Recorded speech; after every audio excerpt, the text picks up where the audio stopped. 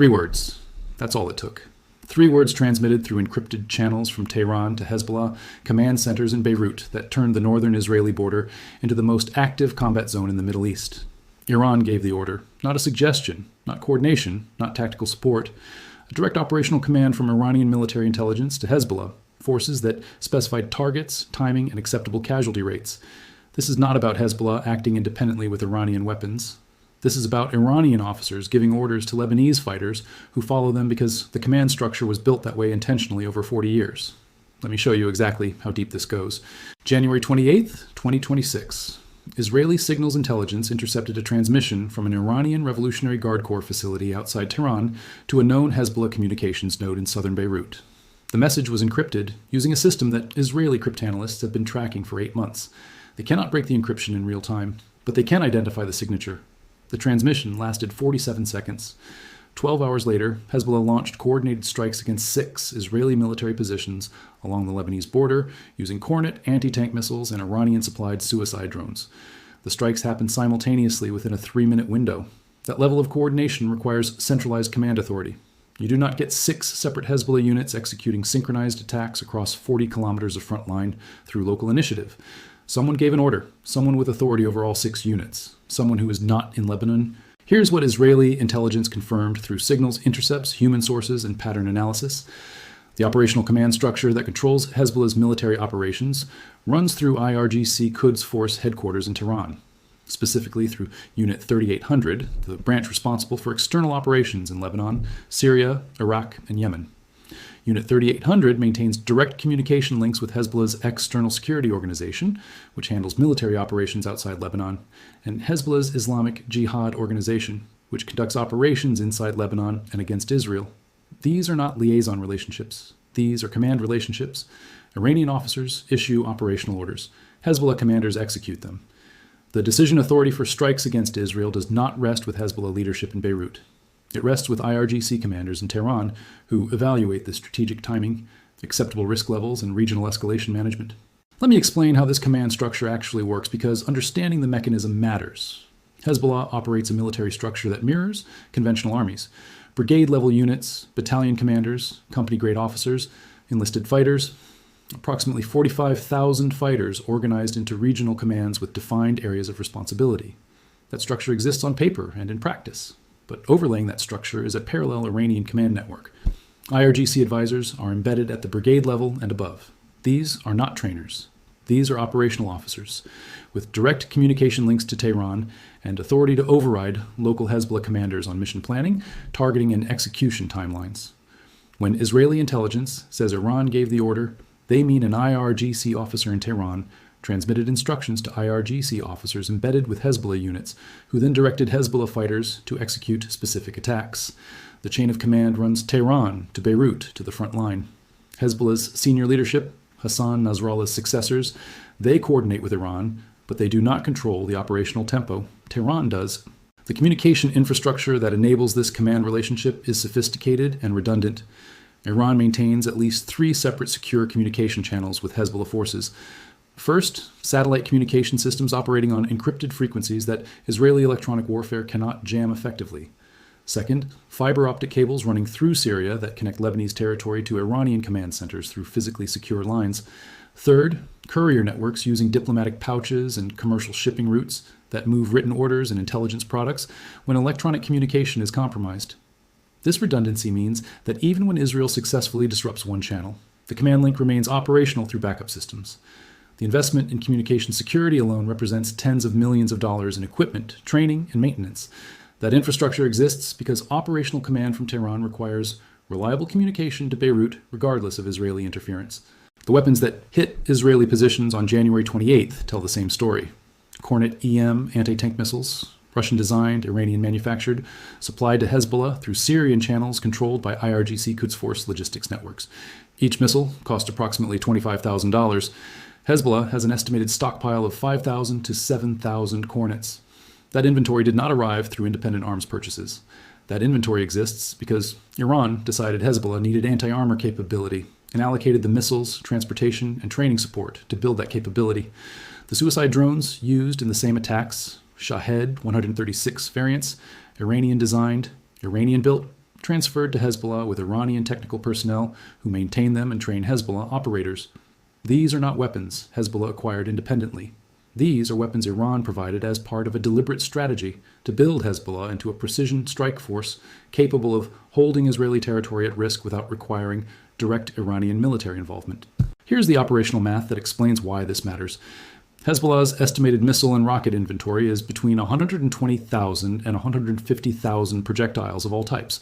Short-range 122mm rockets, medium-range Fajr 5 systems, long-range Fateh 110 missiles with GPS guidance and 300-kilometer range. That arsenal represents approximately $4 billion in weapons procurement, transportation, storage, and maintenance costs over 2 decades. Hezbollah's annual revenue from all sources, legitimate businesses, smuggling, donations, is estimated at $700 million to $1 billion per year. The math does not work. Hezbollah cannot self-fund a $4 billion missile arsenal while also paying 45,000 fighters, maintaining social services in southern Lebanon, and operating political infrastructure in Beirut. Iran funds it. Iranian money, Iranian logistics, Iranian strategic direction. The entire Hezbollah military structure exists because Iran built it that way. Israeli defense officials are stating publicly what intelligence assessments have shown for years. Hezbollah is not an independent militia that happens to have Iranian support. Hezbollah is an Iranian forward-deployed force that happens to be staffed by Lebanese fighters. The distinction matters because it changes how you assess threats and how you respond to attacks. If Hezbollah operates independently, then strikes against Israel are Hezbollah decisions based on Lebanese political calculations. If Hezbollah operates under Iranian command, then strikes against Israel are Iranian decisions based on regional strategic calculations. Israeli intelligence is concluding the second scenario is reality. When Hezbollah fires missiles at Israel, Iran made that decision. When Hezbollah escalates or de-escalates, Iran made that decision. The operational authority rests in Tehran, not Beirut. Let me show you the evidence that supports this conclusion. October 2023, Hezbollah began low-intensity strikes against Israeli border positions 1 day after Hamas attacked from Gaza. Those strikes were calibrated to create pressure on Israel's northern border without triggering full-scale war. The calibration was precise, enough attacks to force Israel to deploy forces north, not enough attacks to justify an Israeli ground invasion of Lebanon. That calibration held for months. Hezbollah fired, Israel responded with airstrikes, but neither side escalated to ground combat. Then, in January 2026, the pattern changed. Hezbollah strikes increased in frequency, expanded in geographic scope, and shifted to higher value targets. Israeli military command centers, logistics hubs, air defense radar sites. The escalation was not gradual. It was a step change that happened over 48 hours. That kind of operational shift does not happen through distributed decision-making by local commanders. That happens because someone with authority over the entire force structure ordered a change in operational tempo. Israeli intelligence assessed that someone was in Tehran. The targeting list from the January 28th strikes shows Iranian operational planning fingerprints. 6 targets hit simultaneously. 3 were Israeli artillery positions that had been shelling Hezbollah areas. 2 were forward observation posts used for directing Israeli airstrikes. 1 was a communication relay site that handled encrypted transmissions for northern command units. Those targets were not chosen by fighters on the ground. Those targets were identified through signals intelligence, satellite imagery, and pattern analysis that Hezbollah does not have organic capability to produce. Iran has that capability. IRGC intelligence units conduct surveillance of Israeli military infrastructure continuously. They identify targets, assess vulnerability, and build target packages that get transmitted to Hezbollah for execution. The January 28th strikes used a target list developed in Tehran and executed in Lebanon. Here's the piece that makes this command structure nearly impossible to disrupt. Iranian advisors rotate through Lebanon on 6-month deployment cycles. Approximately 200 to 300 IRGC personnel are in Lebanon at any given time, embedded with Hezbollah units, living in the same facilities, planning the same operations. When Israel conducts airstrikes against Hezbollah commanders, Iranian advisors are often in the same buildings. Israel knows this, Iran knows Israel knows this, and Iran accepts the risk because the value of maintaining operational control over Hezbollah outweighs the cost of occasionally losing IRGC officers to Israeli strikes. That calculation tells you everything about how Iran views Hezbollah. Not as an ally, as an asset, not as a partner, as a tool. And tools get used regardless of whether the people holding them get hurt in the process. The IRGC personnel in Lebanon are not there to advise. They are there to command. And they stay there because without them, the command link breaks and Hezbollah reverts to being a Lebanese militia instead of an Iranian expeditionary force. Here's where the command relationship becomes strategically critical. If Iran controls Hezbollah's operational tempo, then Iran controls the escalation ladder on Israel's northern border. Iran can turn the intensity up when it serves Iranian strategic interests. Iran can turn the intensity down when escalation becomes counterproductive. Israel is not fighting Hezbollah. Israel is fighting Iran through Hezbollah, and that changes the response calculus entirely. You cannot deter Hezbollah by threatening Hezbollah. You have to deter Iran by threatening Iranian interests. Israeli strikes against Hezbollah positions in Lebanon do not change Iranian decision-making in Tehran. Israeli strikes against Iranian assets in Syria might. Israeli strikes against Iranian territory definitely would. The strategic logic shifts from managing a border conflict with a Lebanese militia to managing a regional confrontation with a peer adversary that has 90 million people and ballistic missile capability. The January 28th attacks killed 4 Israeli soldiers and wounded 11. Those casualties triggered Israeli retaliatory strikes against Hezbollah targets in southern Lebanon. Israeli aircraft hit weapons storage sites, command bunkers, and launch positions. Hezbollah positions were destroyed. Hezbollah fighters were killed. And then 36 hours later, Hezbollah launched another wave of strikes using the same weapon systems against new Israeli targets. The cycle repeated because the command authority ordering the strikes was not damaged by Israeli retaliation. You can destroy Hezbollah infrastructure in Lebanon all day. Iranian command authority in Tehran remains intact and continues issuing orders.